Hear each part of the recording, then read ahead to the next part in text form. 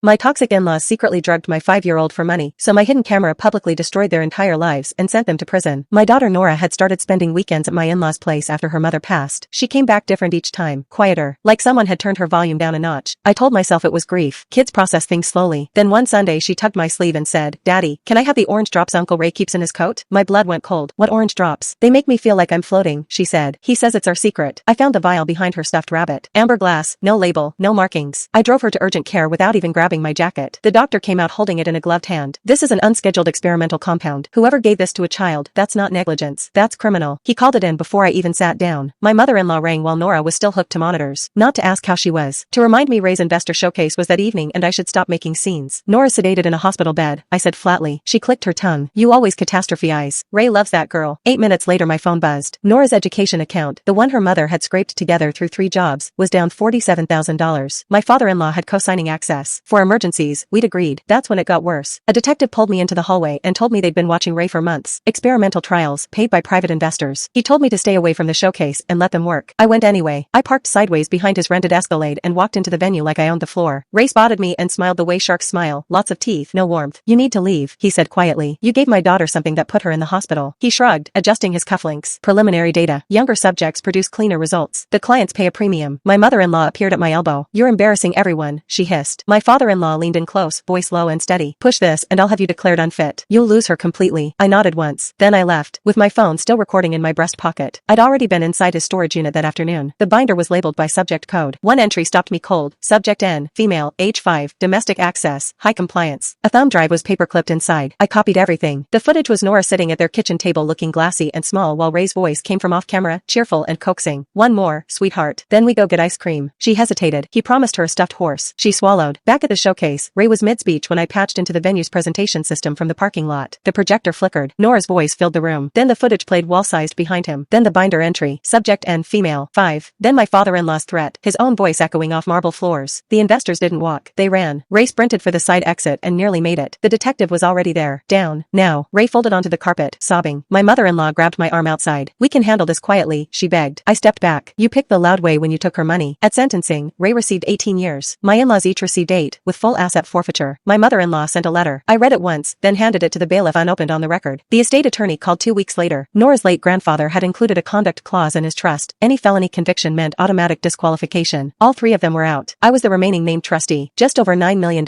I put Nora's share in a protected account and used the rest to fund a legal advocacy group for parents fighting institutional guardianship abuse. She laughed at breakfast this morning over spilled orange juice. I didn't wipe it up right away. I just listened.